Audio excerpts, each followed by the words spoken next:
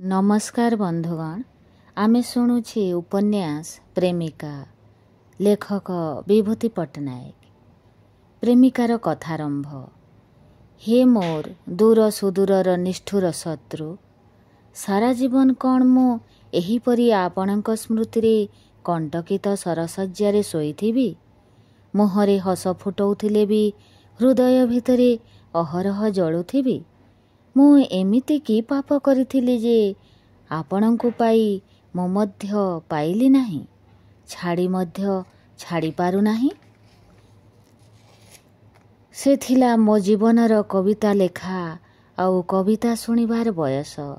दूषित श्वासरोधी वातावरण भितरे मु जेतेबेले जीवनर अर्थ बुझिबाकु चेष्टा करुथिली, सेही मुहूर्तरे आपणଙ୍କ सहित देखा। आपण थरे मते गोटे भिन्न देशी कविता पढ़ी तार अर्थ बुझौथिली।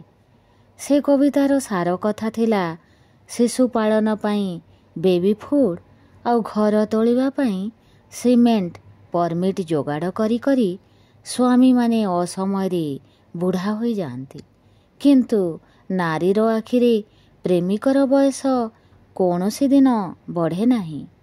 विवाहिता जीवनरे नारीर मनर देवाल रे से स्थिर वयस्क अमलिन प्रेमिकर फोटोग्राफ चिरदिन टंगा होई झुलु थाए। आपण कविताटी पढ़ी सारी दुष्ट दुष्ट चाहाणी रे मो आड़कू अनौथिली। मु आपणଙ୍କ मुहको न चाही उत्तर देइथिली, मोर प्रेमिक ओ स्वामी एक अभिन्न। तेणु मो प्रेमिकଙ୍କ भଳି मोर स्वामीଙ୍କ बयस मध्य कौनसी दिन तारुण्यर सीमा अतिक्रम करिब नाही। मने पड़े, किंतु से दिनर स्वप्न सत्य हेला नाही। मोर प्रेमिक आउ स्वामी दुई जण अलगा अलगा लोक होई गले। आज दीर्घ 20 वर्ष परे मने होउछि प्रेमिक ओ स्वामी एक हेले जीवनर प्रकृत अर्थ बुझी हुए ना। केतेक अंतरंग अनुभूति उपलब्धिर ऊर्ध्वरे रही जाए। पार्थिव सुख घनन होई पाणिचिया पाणिचिया लागे। मो घनीभूत सुखर कांगालिनी, सेथिपाई आपणଙ୍କୁ अधा रास्तारे छाड़ी देई आउ जनक हाथ धरी मते सुखर स्वर्ग को जेबाकू हेला। एथिपाई मते अन्य माने कलंकिनी कही पारंती, आपण मध्य मते स्वार्थपर भाभी पारंती, किंतु एहा छड़ा मोर अन्य किछि उपाय नथिला। सुनाटी परा सुख पाई मोरे हाथ बदलकू भूल बुझी निजे कष्ट पांतु नाही। सत्य को छाड़ी सुख पछरे अबुझा टिकी झियटी भली अझट करी चाली आसिली बोली ताकू निजर अक्षमता बोली संदेह करंतु नाही। सबु नारी सत हेबाकू चाहंती नाही, किंतु नारी सुखी हेबाकू चाहंती। आउ सत पथरे गले सबुबेले जे सुख मिले नाही, ए कथा मो मोर बापा बोऊंकू देखी बुझी जाइथिली। आपणଙ୍କୁ देखी से धारणा मो मनरे बद्धमूल होईगला। जीवनर अर्थ मेघमुक्त आकाश भली मते स्वच्छ देखागला। आपण थिले आदर्शवाद आउ सत्यर प्रतीक, किंतु मोर वर्तमानर स्वामी सुखर असरंती भंडार। मो जो दिन बुझीगली आपणଙ୍କୁ मु केबे सुखर पन्यरे परिणत करि पारिबि नाही, से दिन लुहरे दुई आखि झापसा होई जाइथिला। मु बुझीगली सिनेमा देखिबाकू आसी मु मंदिर भितरे पसी जाइछि। सिनेमा हॉलर सुख देव मंदिर रे मिले नाही, मिले। आपण थिले मो आखिरे से दिन जीवन मंदिरर आराध्य देवता। मो कुमारी जीवनर प्रथम प्रणय अर्घ्य आंजुला भरी आपणଙ୍କ पाद तले मो अर्पण करि देइथिली। किंतु जो मुहूर्तरे मोर मने पड़ीगला जे मोर सिनेमा देखिबार थिला, मंदिर दर्शन नुहे, सेई मुहूर्तरे मो भीषण व्यथारे भांगी पड़िली। अमृतांजन ही थिला मोर एकमात्र ଅନ୍ତରଙ୍ଗ ବନ୍ଧୁ। ମନ୍ଦିରରେ ବସି ଧୂପ ଦୀପ ନୈବେଦ୍ୟ ଦେଉଥିବା ବେଳେ ମଧ୍ୟ ସିନେମା ହଲ୍ର ରୂପେଲି ପରଦାରେ ସେହି ସବୁ ସୁଖକର ଦୃଶ୍ୟ ମୋ ଆଖିରେ ନାଚୁଥିଲା। ଦେହ ପଡ଼ି ରହିଥିଲା ମନ୍ଦିରରେ, ମନ ଉଡ଼ି ବୋଲୁଥିଲା ସିନେମା ହଲ୍ରେ, ମୁଣ୍ଡ ଭୀଷଣ ବିନ୍ଧୁଥିଲା। ସେ ମଥା ବ୍ୟଥା ଦୂରୀକରଣ ପାଇଁ ମହୋଷଧି ଥିଲା ଆପଣଙ୍କ ଅମୃତମୟ ସ୍ପର୍ଶ ନୁହେଁ, ଅମୃତାଞ୍ଜନ ଶିଶି।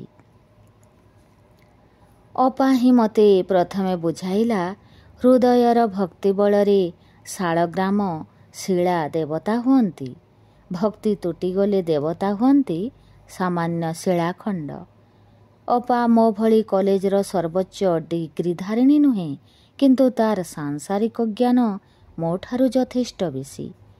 ଯେଉଁଦିନ ମୁଁ ଆପଣଙ୍କୁ ଭଲ ପାଉଥିଲି, ତାର ଇଚ୍ଛା ନଥିଲେ ମଧ୍ୟ ସେ ଆପଣଙ୍କୁ ସ୍ନେହ କରୁଥିଲା।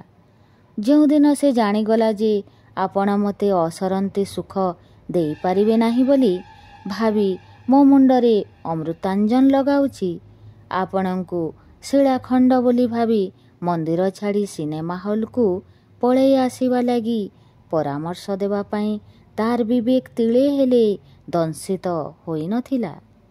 ସାଂସାରିକ ଜୀବନର ରୂପେଲି ପରଦାରେ ସୁଖର ଛବି ଦେଖି ଆଜି ମୁଁ ଭାରି କ୍ଳାନ୍ତ ବୋଧ କରୁଛି। ଆଜି କାନରେ ବେଳେବେଳେ ଶୁଭିଯାଉଛି ମନ୍ଦିରର ସେଇ ପବିତ୍ର ଘଣ୍ଟା ଧ୍ୱନି। ବହୁ ମୂଲ୍ୟବାନ ବିଦେଶୀ ରାସାୟନିକ ସୁଗନ୍ଧି ନିର୍ଯାସରେ ମୋର ଶୟନ କକ୍ଷ ମହମହ ବାସୁଥିଲେ ମଧ୍ୟ ମନ୍ଦିରର ସେଇ ଅଗରୁ ଚନ୍ଦନର ବାସ୍ନା ମୋତେ କେମିତି ଅନ୍ୟମନସ୍କ କରିଦେଉଛି।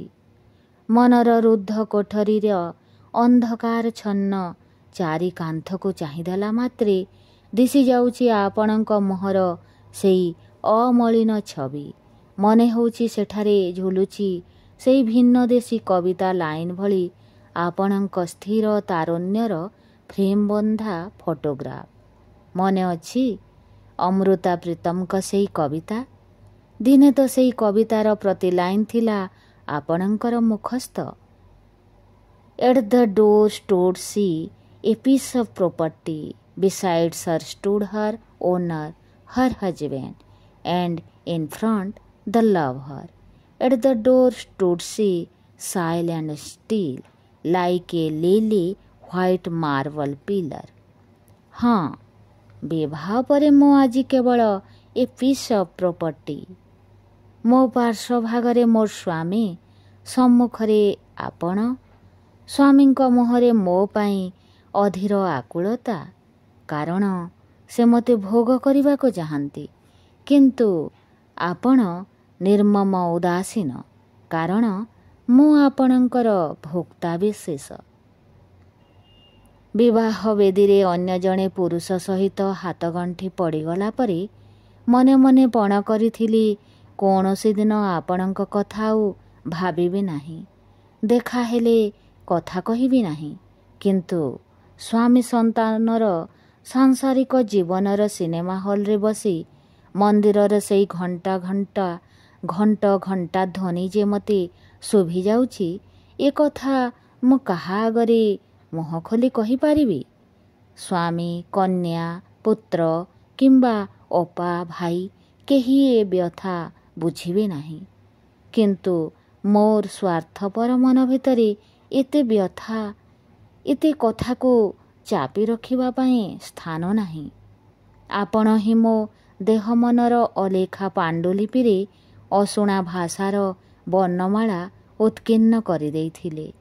ଆପଣ ଇଚ୍ଛା କଲେ ଏହି ଅଲେଖା ଅକ୍ଷରର ଭାଷା ବୁଝିପାରିବେ।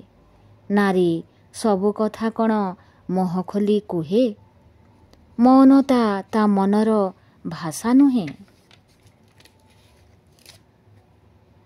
ମୁଁ ଥିଲି ଏକ ମଧ୍ୟବିତ୍ତ ପରିବାରର କନ୍ୟା।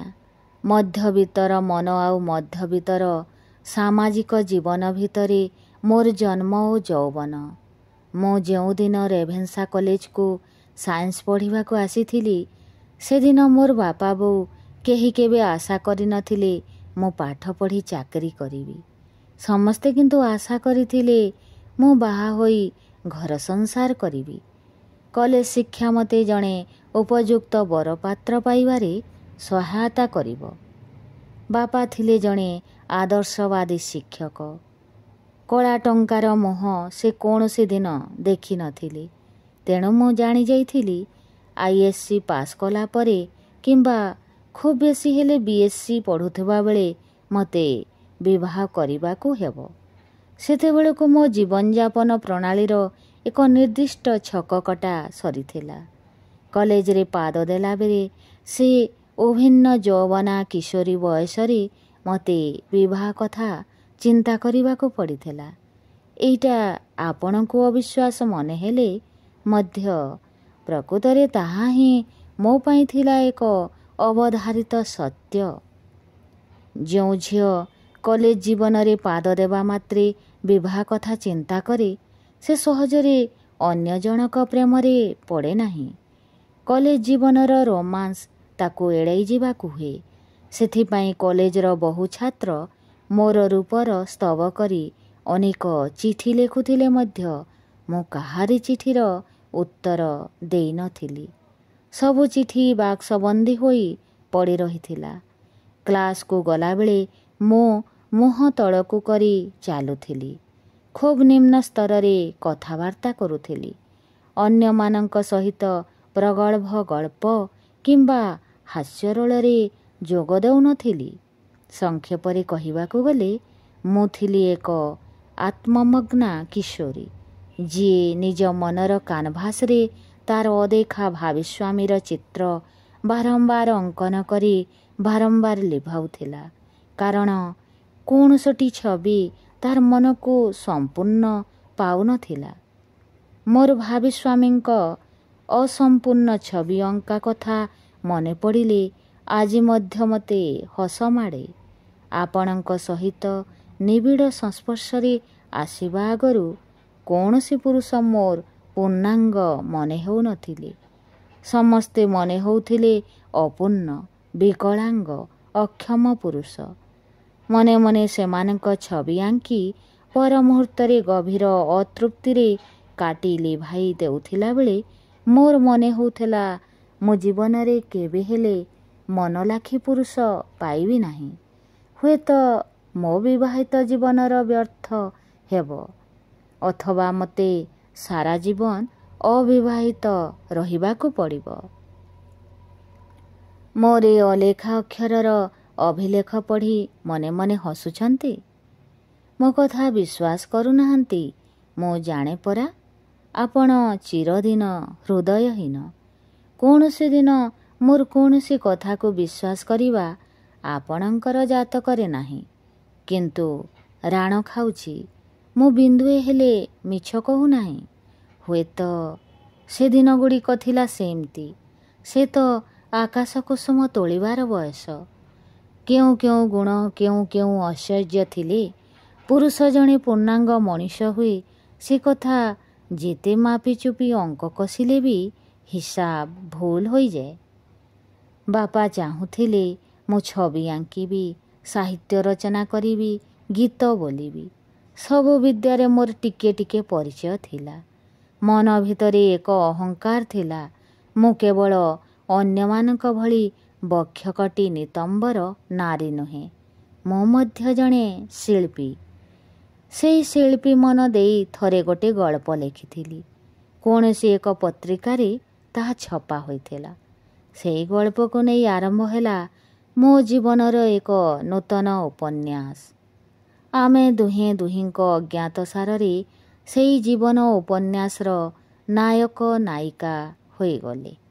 ନା, ସେ କାହାଣୀ ଆଜି ନୁହେଁ, ଆଉ ଦିନେ।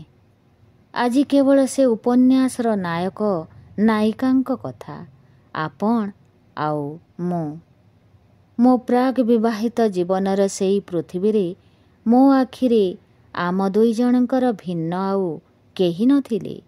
କେତେ ସ୍ୱପ୍ନ, କେତେ ସ୍ମୃତି, କେତେ ଅଶ୍ରୁ, କେତେ ହସ, କେତେ ଭୁଲ ବୁଝାବୁଝି, କେତେ ମିଳାମିଶା। ଆଜି ଏ ମଧ୍ୟ ଯୌବନରେ ସେଇ ଆଦ୍ୟ ଯୌବନର ସ୍ମୃତି, ସ୍ୱାମୀ ସନ୍ତାନଙ୍କ ସଂସାରର ଏକ ରୁଦ୍ଧ କୋଠରୀରେ ଦମକାଏ ମଦିର ମଳୟ ଭଳି ପଶି ଆସି ମନକୁ ଅଧୀର କରିଦେଉଛି। ହଁ, ଆପଣଙ୍କ ସହିତ ପ୍ରଥମ ଦେଖାରେ ହିଁ ମୋର ସ୍ୱାମୀ କେମିତି ପୁରୁଷ ହେବା ଉଚିତ ସେ ବିଷୟରେ ଏକ ସ୍ପଷ୍ଟ ଧାରଣା ହୋଇଗଲା। ମୋର ପ୍ରିୟ ବାନ୍ଧବୀ ବୀଣା ଆଖିରେ ପ୍ରଥମ ଦେଖାରେ ଆପଣଙ୍କ ବ୍ୟକ୍ତିତ୍ୱ ଧରାପଡ଼ି ଯାଇଥିଲା। କିନ୍ତୁ ମୋର ମର୍ମଭେଦୀ ଦୂରଦୃଷ୍ଟିରେ ଝଲସି ଉଠୁଥିଲା ଆପଣଙ୍କ ସମଗ୍ର ପୁରୁଷ ସତ୍ତା। ହେଲେ ସେଦିନ ଗୋଟିଏ କଥାର ଅଭାବ ଆପଣଙ୍କଠାରେ ଲକ୍ଷ୍ୟ କରିଥିଲି। ସେ କଥା କୌଣସି ଦିନ କହିନାହିଁ। କାଳେ ମୋ ମୁହଁରୁ ସେ କଥା ଶୁଣି ଆପଣ ଆହତ ହେବେ ସେଇ ଭୟରେ। କିନ୍ତୁ ଆଜି ସେ କଥା କହିଦେଲେ କ୍ଷତି କ'ଣ? ଆପଣ ଆଜି ମୋର କେହି ନୁହନ୍ତି। ଅଥବା ଖୁବ୍ ବେଶୀ ହେଲେ ଆପଣ ମୋ ମନର ଦେୱାଲରେ ଝୁଲୁଥିବା ଗୋଟିଏ ଫଟୋଗ୍ରାଫ। ଆପଣ ଖୁସି ହେବା ନ ହେବାରେ ମୋର ଯାଏ ଆସେ କେତେ? ହଁ, ମୁଁ ପ୍ରଥମ ଦେଖାରେ ଅନୁଭବ କରିଥିଲି ଆପଣ ଶିଳ୍ପକଳାରେ ଯେତିକି ରୋମାଣ୍ଟିକ୍ ମନେ ହୁଅନ୍ତି ବ୍ୟକ୍ତିଗତ ଭାବରେ ଆଦୌ ସେତେ ରୋମାଣ୍ଟିକ୍ ନୁହନ୍ତି। ଆପଣଙ୍କୁ ଦେଖିବା ଆଗରୁ ଆପଣଙ୍କ ସମ୍ପର୍କରେ ଯେଉଁ ପ୍ଲେ ବୟ ଇମେଜ୍ ଥିଲା ଆପଣଙ୍କୁ ଦେଖିବା ମାତ୍ରେ ହିଁ ସେ ଭାବ ପ୍ରତିମା ମୋ ମନ ଭିତରେ ଭାଙ୍ଗି ଚୂନା ଚୂନା ହୋଇଗଲା। ମଧ୍ୟବିତ୍ତ ଜୀବନରେ ଆଦର୍ଶବାଦ ଦୁର୍ବଳତାକୁ ଗୋପନ କରିବାର ଏକ ଅସ୍ତ୍ର ବୋଲି ଶୁଣିଥିଲି। ବିଶେଷତଃ ତରୁଣ ଜୀବନରେ ସମସ୍ତେ ଊଣା ଅଧିକେ ସୌଖିନ ଆଦର୍ଶବାଦୀ ହୁଅନ୍ତି। କିନ୍ତୁ ଆପଣ ତାର ବ୍ୟତିକ୍ରମ। ଆଦର୍ଶବାଦକୁ ବାଦ ଦେଲେ ଜୀବନ ଏକ ଲକ୍ଷ୍ୟହୀନ ତରୀ, ପକ୍ଷହୀନ ପରୀ। ଏଇଟା ଥିଲା ଆପଣଙ୍କ ଜୀବନ ଦର୍ଶନ। ସେଥିପାଇଁ ମୋ ଭଳି ଜଣେ ସୁନ୍ଦରୀ ଅନୁରାଗିଣୀକୁ ଏତେ ପାଖରେ ପାଇ ସୁଦ୍ଧା ଆପଣଙ୍କ ଦୃଷ୍ଟି ସେଦିନ ଲାଳସାରେ ଲୋହିତ ହୋଇନଥିଲା। କେମିତି ଏକ ଉଦାସୀନ ଦୃଷ୍ଟିରେ ଚାହିଁ ଜଣେ ବୟସ୍କ ମଙ୍ଗଳାକାଂକ୍ଷୀ ଭଳି ମୋତେ ଉପଦେଶ ଦେଇଗଲେ। ଥରେ ହେଲେ ଆପଣଙ୍କ ଆଖିର ଆକାଶରେ ମୋ ବନ୍ୟ ଯୌବନର ଛବି ପ୍ରତିବିମ୍ବିତ ହେଲା ନାହିଁ? ଫେରିବା ବାଟରେ ବୀଣା ଆପଣଙ୍କର ଖୁବ୍ ପ୍ରଶଂସା କରୁଥିବା ବେଳେ ମୁଁ ଚୁପଚାପ ଗମ୍ଭୀର ହୋଇ ବସିଥିଲି। ପରେ ମୋର ହଷ୍ଟେଲ ସଙ୍ଗିନୀମାନେ ଆପଣଙ୍କ ସହିତ ମୋ ନାମ ଯୋଗ କରି ମଧୁର ମନ୍ତବ୍ୟ କଲାବେଳେ ମୁଁ ନୀରବ ରହୁଥିଲି। ଆପଣଙ୍କ ଉଦାସୀନ ଦୃଷ୍ଟି ପାଖରେ ମୋର ଦେହର ଲାବଣ୍ୟ ଯେ ପରାଜିତ ହୋଇଯାଇଛି ସେଇ ଭୟ ଅପମାନରେ କେତୋଟି ରାତି ହଷ୍ଟେଲରେ ମଶାରୀ ନ ପକାଇ ମୁଁ ଶୋଇଯାଇଛି। ମଶାରୀ ପକାଇବାକୁ ଭୁଲି ଯାଇଛି। ଆପଣଙ୍କ ମନକୁ ଜୟ କରିବା ଭିନ୍ନ ମୋର ବଞ୍ଚିବାର ଅନ୍ୟ କିଛି ଉପାୟ ନଥିଲା। ଯେଉଁମାନେ ଦେଖିବା ମାତ୍ରେ ମୋ ରୂପ ଯୌବନର ପ୍ରେମରେ ପଡ଼ିଯାଉଥିଲେ ସେଇମାନଙ୍କର ପ୍ରଶସ୍ତିବାଣୀ ଶୁଣି ଶୁଣି ନିଜ ରୂପଲାବଣ୍ୟ ଉପରେ ମୋର ଅମାପ ଆସ୍ଥା ଆସିଯାଇଥିଲା। ଆପଣଙ୍କ ପାଖରୁ ଫେରିବା ପରେ ସେଥିପାଇଁ ସେମାନଙ୍କ ଉପରେ ମୋର ବେଶୀ ରାଗ ହେଲା। ମୁଁ ବୁଝିଯାଇଥିଲି ସେମାନଙ୍କର ଆଖି ଅଛି, ଦୃଷ୍ଟି ନାହିଁ। ଆପଣ ମୋତେ ବୁଝେଇଥିଲେ ପୃଥିବୀର ସବୁ ନାରୀ ସୁନ୍ଦରୀ, କେହି ବେଶୀ କେହି କମ୍। ନାରୀର ସୌନ୍ଦର୍ଯ୍ୟ ତାର ଦେହର ରଙ୍ଗ ବା ଗଢ଼ଣରେ ନଥାଏ, ଥାଏ ତାର ବ୍ୟକ୍ତିତ୍ୱରେ। ଆଦର୍ଶବାଦ, ଆତ୍ମସମ୍ମାନବୋଧ ଆଉ ନିରଳସ ନିଷ୍ଠାକୁ ନେଇ ଗଢ଼ି ଉଠେ ନାରୀର ବ୍ୟକ୍ତିତ୍ୱ। ବ୍ୟକ୍ତିତ୍ୱକୁ ବାଦ ଦେଇ ନାରୀ ଏକ ଶରୀର ସୁନ୍ଦରୀ ରମଣୀ ହୋଇପାରେ, କିନ୍ତୁ ସୌନ୍ଦର୍ଯ୍ୟମୟୀ ନାରୀ ହୋଇପାରେ ନା। ଆପଣଙ୍କ କଳ୍ପନାର ସେହି ସୌନ୍ଦର୍ଯ୍ୟମୟୀ ନାରୀରେ ପରିଣତ ହେବା ପାଇଁ ସେଦିନଗୁଡ଼ିକରେ ମୁଁ କିଭଳି ସାଧନା କରୁଥିଲି ଆପଣଙ୍କ ପାଖରେ ଥିବା ମୋର ପୁରୁଣା ଚିଠି ସବୁ ଆଉ ଥରେ ପଢ଼ିଲେ ବୁଝିପାରିବେ। ଆଜି ମୁହଁରେ ସେ କଥା